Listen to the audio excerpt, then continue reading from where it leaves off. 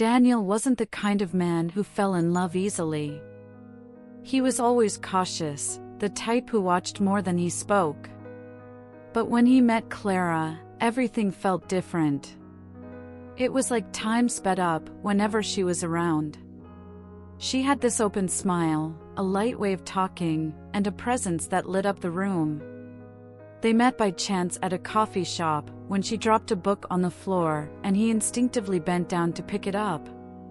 From that moment on, their conversations flowed effortlessly. It was as if they'd known each other in another life, even though Daniel didn't believe in that sort of thing.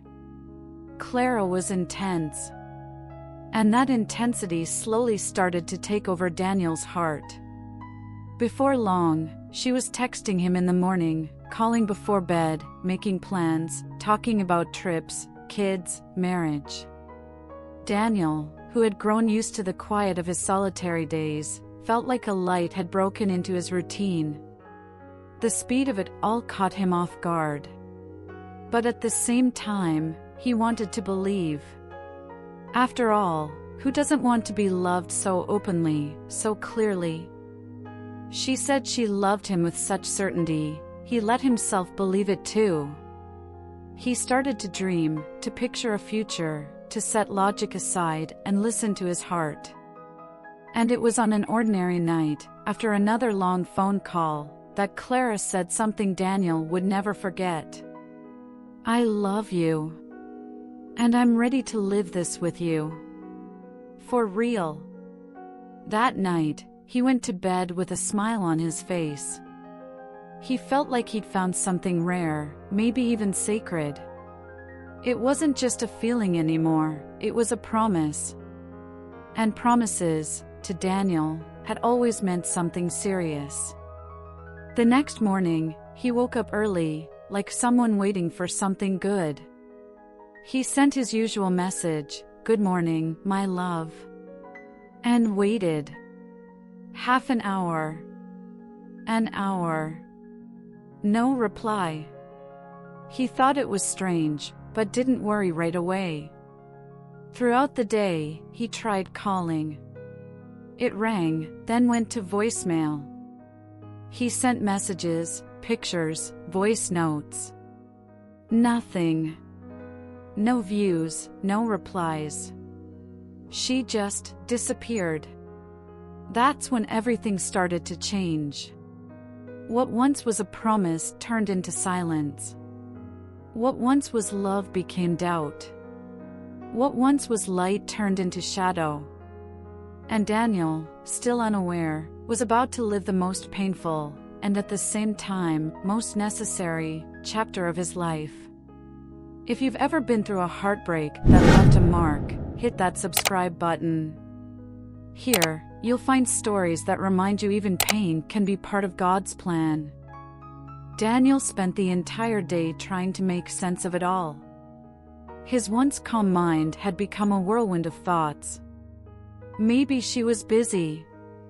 Maybe her phone had broken. Maybe there was some kind of emergency. Maybe. But as the hours went by, the silence only grew louder.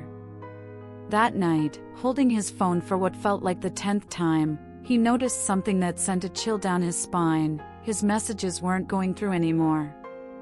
The app showed that the number had been disconnected. Her account was gone. Her social media profiles? Deleted. He tried reaching out to mutual friends.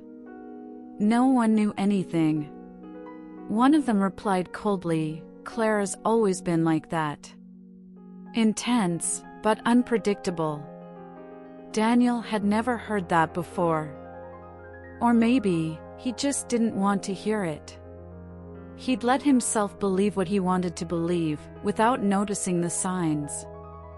That message from the night before, the "I love you," now felt like an open wound. How could someone promise you the stars one day and disappear the next? Daniel started replaying every detail of their conversations. The way she spoke with so much passion, how she talked about wanting a life with him. And now, all that was left was a void he didn't know how to fill. He felt embarrassed to tell anyone. How do you explain that someone said they loved you, and then vanished without a word? It was like being left talking to yourself inside a dream. But what he didn't realize yet was that some I love yous don't come to build something lasting, they come to test what's inside us. And sometimes, God allows certain people to cross our path not so they'll stay, but so we can see something we needed to see. Daniel's heart was hurting. But deep down, something was still beating, hope.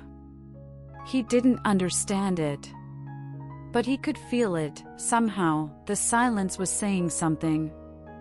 And just when everything seemed to fall apart, that's when God began to speak louder.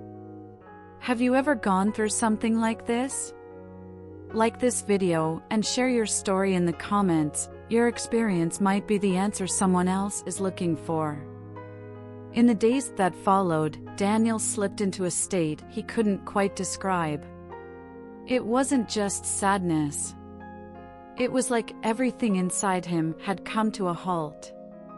He woke up, barely ate, avoided talking to anyone. The sounds in the house felt louder. The ticking of the clock was unbearable. Even the sunlight coming through the window no longer brought warmth. He didn't want to leave the house. He was afraid someone might ask about Clara. Worse yet, that someone might say she wasn't who he thought she was, that the whole thing had been a mistake, or worse, a lie. But deep down, Daniel already knew. He didn't need anyone to say it. Her absence screamed loud enough. It felt like grieving someone without a body. An emptiness filled with recent memories. The sound of her voice still echoed in his mind. The conversations, the plans, the way she made him laugh so effortlessly. Now it all felt ripped away without warning, without a chance to say goodbye. He kept asking himself what he had done wrong. Had he said something? Come on too strong? Scared her off? He replayed old conversations, searching for answers that didn't exist. And the more he searched, the deeper he sank. Prayer, once part of his daily life, now felt distant. The words wouldn't come. His heart hurt, but even tears wouldn't fall the way he wanted. He just felt. And that feeling was too heavy. He spent hours staring at his phone, knowing there'd be no new messages. But he waited anyway. And that waiting, that was the cruelest part. Not just because of the silence, but because deep down, he knew nothing would come. At night, he'd lie in bed with his eyes open, listening to the silence. A silence heavier than any scream. A silence that didn't explain anything, but somehow said everything. And it was in that silence that something began to shift. It didn't happen suddenly, and it wasn't a divine answer from one moment to the next. It was slow, almost unnoticeable. But a question started to take root inside him. Faint, but present. What if this, as painful as it is, was actually protecting me from something I can't yet see? The pain was still there. But deep within, a seed of reflection had begun to sprout. And it was in that quiet, wounded soil of the soul that God would begin his work. Daniel started living in search of answers. It was like he couldn't move forward until he understood why everything had happened the way it did. He went back through old conversations, listened to their first voice messages, reread every text from Clara, searching for clues. He wanted to find some sign that it hadn't been real, or at least a mistake he could somehow fix. He called people she'd mentioned, reached out to distant contacts, dug through social media, looking for anything that could fill the space Clara had left behind. But all he found was more emptiness. It was like she had never existed. Like it had all been a dream, too brief to even hold on to. Daniel looked at himself in the mirror and barely recognized the man staring back. He looked different. More tired, more closed off, without the light in his eyes that Clara once said she loved. The pain started blending with a sense of guilt. Was he the problem? Was there something wrong with him that made people leave? That's when his grandmother, a simple woman with old faith and few words, came to visit. She sat beside him on the couch in silence and stayed there with him for a long time. No questions. No pressure. Just presence. At the end of that quiet afternoon, she said something Daniel would never forget. When God takes someone away suddenly, it's because he saw something you haven't seen yet. He didn't say anything. Just looked at her, and for the first time, felt something other than pain. It was like that sentence slipped quietly into his heart and started doing its work. For the first time, Daniel began to consider that Clara's disappearance wasn't a punishment, but protection. That night, he went to bed with a little more peace. Not because everything was okay, but because he was starting to realize that not all answers come from the outside. Sometimes, the real answers start growing within. If this story speaks to you, subscribe to the channel. Sometimes what we call loss is really just God's way of protecting us from what would have broken us. Time went on. Not much, but enough for the wound to start changing shape. It still hurt, but it didn't bleed like it used to. Daniel was slowly getting back into his routine, still cautiously, still with a hint of sadness in his eyes, but with a quieter heart. Not the kind of silence that comes from absence, but the kind that comes from reflection. It was on an ordinary afternoon, while having coffee with a childhood friend, that the truth began to unfold. This friend had met Clara briefly at an event they all attended a few months back. The conversation drifted from one topic to another, and then he casually said something, not realizing the weight it carried. "I thought she was seeing some other guy back then. At least that's what I heard." Daniel felt his stomach drop. It wasn't jealousy. It was shock. And at the same time, a strange sense of confirmation. In that exact moment, the puzzle pieces began to fall into place. In the days that followed, more calmly now and without the desperation he once felt, Daniel did a bit of digging. And suddenly, everything started making sense. Clara had been in a relationship with someone else the entire time they were together. Nothing had been clear before because he hadn't wanted to see it. She didn't disappear by accident, she vanished because her secret couldn't be kept any longer. The pain came back, but it felt different this time. Not like a knife, but more like a gentle wave pulling up what had been buried deep. And with that wave came a new feeling, relief. For the first time, Daniel realized that this hadn't just been a loss, it had been a redirection. A necessary interruption. If Clara had stayed, he might have been trapped in a lie. He might have built an entire life on top of something false. In his silence, God had said, no. And when Daniel finally understood that, he took a deep breath. The kind you take when you let go of a weight you've been carrying for years, even if it had only been months. He looked up at the sky and, even without having all the answers, whispered in his heart, "Thank you." Sometimes, the truth hurts. But when it finally arrives, it sets you free. After the truth came to light, Daniel spent a few days in silence. But it wasn't the silence of abandonment anymore, nor the silence of doubt. It was a different kind of silence, like something inside him was slowly being rearranged. For the first time, he felt like he didn't need answers from the outside. What he needed now was to understand what God wanted to do with it all. That's when, on a quiet weekend, he found an old notebook tucked away in a drawer. Inside were old prayers, scattered thoughts, reflections he'd written during hard times, long before Clara ever showed up.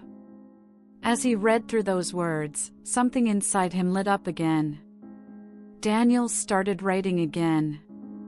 At first, just for himself. Short notes, honest thoughts, questions for God. But over time, he felt like those words could reach others. So he created a simple profile on social media and began posting what he wrote, raw, honest, full of pain, but also filled with faith and hope. In the beginning, only a few people read them. But those few connected deeply. One day, a woman commented on one of his posts, "Thank you for writing this. I thought I was the only one."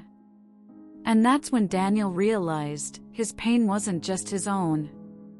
It was a mirror for others. A bridge. A source of healing. Over time, he began recording short videos, speaking about emotional healing, healthy relationships, faith, and fresh starts. His voice was still soft, his eyes still carried the marks of what he'd been through, but now, he spoke with purpose. What had once been emptiness had become calling. He wasn't looking for fame or approval. He just wanted to be useful. To show, through his own story, that God can transform anything, even abandonment, into a mission.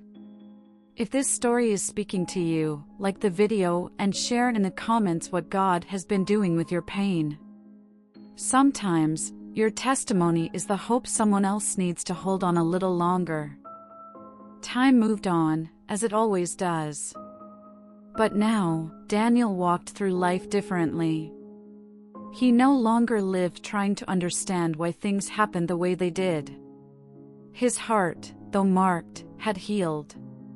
And you could see it, in the way he smiled, in the way he looked people in the eyes, in the way he spoke about love, not with fear, but with maturity. He wasn't searching for someone to fill a void anymore. The space inside him was now filled with the presence of God, a sense of purpose, and a peace he never even knew existed. It was on one of those ordinary afternoons, during a church event about healthy relationships, that he met Julia. She didn't walk in trying to be noticed. She was quiet, but her gaze was steady and her smile, sincere. They didn't talk much that day, but something lingered, a lightness in the air, a quiet respect. Over time, they kept crossing paths. First at church gatherings, then in short conversations, until they began messaging each other. There was no rush. Nothing was forced. They respected each other's pace, the stories they carried, the scars that still lived quietly in their hearts. Julia had also gone through deep heartbreak. But like Daniel, she had let God heal her wounds before stepping into something new. And that made all the difference. Their relationship unfolded slowly, like a garden watered daily with patience. Daniel realized that real love is built with care, with honesty, with presence. It wasn't about pretty words or impulsive promises anymore. It was about consistent, genuine actions. And he understood, when we heal, we choose better. And when God is at the center, even the simple things become sacred. They didn't talk about a happy ending. They talked about a new chapter. And that chapter wasn't being written in haste, or out of fear, it was being written in faith. It was a sunny Sunday. Daniel and Julia were walking hand in hand through a quiet park after church. There was a calm in the air, as if time had slowed down just so that moment could last a little longer. They sat on a bench beneath a tree, where sunlight filtered through the leaves and painted soft patterns on the ground. As they talked about their hopes for the future, Daniel paused for a moment. He looked at Julia and smiled, and something stirred deep inside him. He remembered everything. The day he heard "I love you" only to be met with silence. The pain, the questions, the sleepless nights, the emptiness. And in that contrast between what had been and what was now, something finally made sense in a way it never had before. Later that evening, back at home, he opened an old box tucked away in his closet. Inside were memories he'd almost forgotten he still kept, a letter from Clara, a photo of the two of them, a bracelet she'd left in a drawer. For a long time, those things had felt like an anchor. But now, they were just fragments of a story that had already ended. Daniel held the photo for a few seconds. And for the first time, he didn't feel pain. He felt peace. And from the bottom of his heart, he whispered in prayer, "Thank you, God." She left without a word, but now I understand. What I once called abandonment was really you taking care of me. He placed everything back in the box, this time, with peace. The past didn't need to be erased, but it didn't have to be relived either. He had made it through.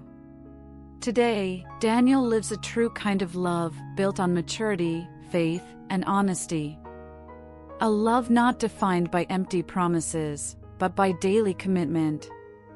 And more than anything, he lives with purpose, helping others understand that no abandonment gets to define who we are. Because sometimes, God doesn't explain. He protects. And when he protects, it's because something greater is coming. If this story touched your heart, hit that subscribe button. Here, you'll find real stories that show how God never leaves, and that even the most painful silence might be the beginning of a divine rescue that saves your life.